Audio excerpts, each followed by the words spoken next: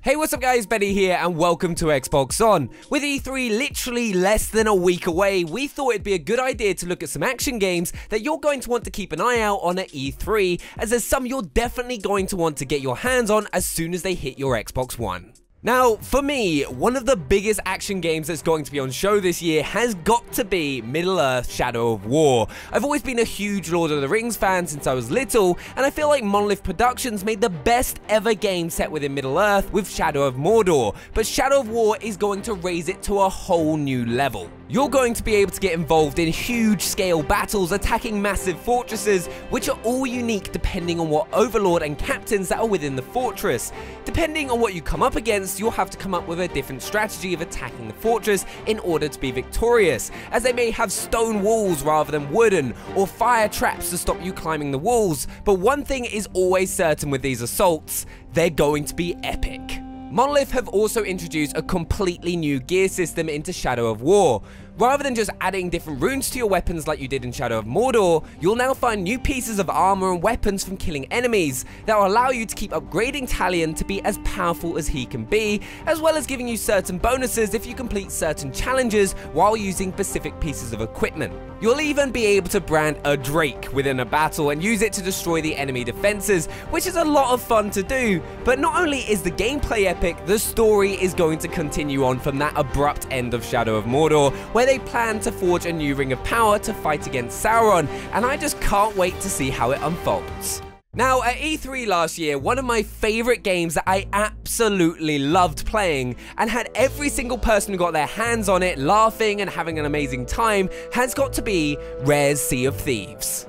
Though the game has come a long way since we first saw that incredibly unique gameplay trailer where Rare got fans to come into the studio and record them playing a very early build of the game, showing their genuine reactions of being thrown into the game with no instructions for the first time, and that sense of fun and laughter that you saw in the trailer carried across to everyone who played it on the E3 show floor. Now, over the past few months, the technical alpha has been in full flow, and I cannot wait to see what they've got for us to see at Xbox's E3 conference. But what we do know is that we'll be able to hunt for treasure, fight off other ships with cannons and muskets, and make some unfortunate trips to the Ship of the Damned if you end up being killed by another pirate. And personally, I think this could be one of Rare's best games of all time. Now, one of the most exciting action games that will be shown at E3 has got to be from Ubisoft with South Park: The Fractured Butthole. This is a game that I've been waiting and waiting for, as let's be honest, who doesn't love a bit of South Park? And since its launch got pushed back from last year to October 2017,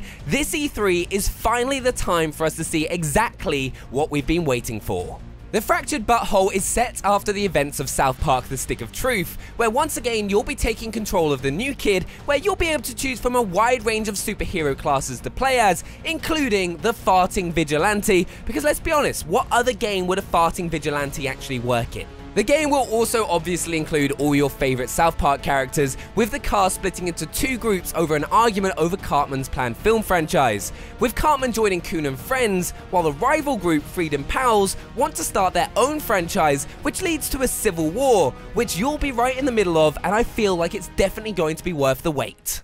Now, you may remember back in April you were able to get the original Darksiders for free with Games of Gold, which is why for me this next game is pretty exciting, as the series is being continued with Darksiders 3. In Darksiders 3, you'll play as Fury, the sister of the Four Horsemen of the Apocalypse, and it's quite cool in the trailer to see War still wrapped up in chains, who you play as in the original Darksiders. We don't currently know much about the game, but we do know that Fury is a mage who's described as being one of the more unpredictable out of the Four Horsemen, and has a whip as well as her magic to use in combat. We'll have to wait till E3 to find out more, but as the last Darksiders came out back in 2012, this game has been long overdue for another sequel and will definitely be one of the best action games at E3. Now, if you love zombies, and let's be honest, who doesn't love zombies, then I have the action game that you're going to want to get your hands on at E3, and that's State of Decay 2, which has been developed by Undead Labs and is also an Xbox exclusive. State of Decay 2 is all about survival, very much like the original. The open world is occupied by thousands of zombies, where you'll come across survivors that you'll want to recruit within your camp. And remember, you don't just play as one character throughout the entire game, you control the community that you've recruited, with each of them having different traits and needs, and if one of them dies, that's it. They're gone forever. Making it very hard when you lose your favorite, though if one of the survivors is annoying you, you can just run him into a crowd of zombies to get rid of him. But the thing that I love most about State of Decay 2 is the co-op experience that you're going to be able to have, with you being able to play with up to 3 friends in a game, which could lead to some epic moments and a load of fun. Now, a game you wouldn't traditionally see as an action game would be Need for Speed Payback, but as it's being described as Fast and Furious, I just had to include it. Now, from what we saw from the trailer, it looks incredible. Fast cars, explosions, crashes, people jumping from car to car, everything that you would hope for from a game like this, and I can only begin to imagine what it's going to be like to play if it's anything like the trailer. So do make sure to hit that subscribe button, as I'm sure we'll be bringing you some gameplay very, very soon. Next up is a game that I know Lydia is very excited for because she's a massive Metal Gear fan, though Metal Gear Survive isn't like any ordinary Metal Gear Solid game.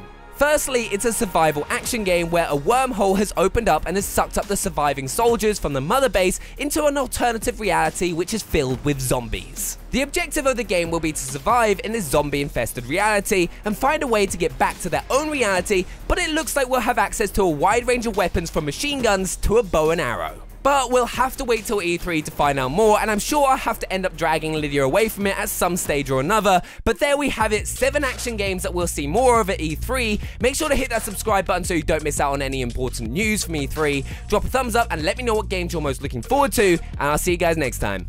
Bye!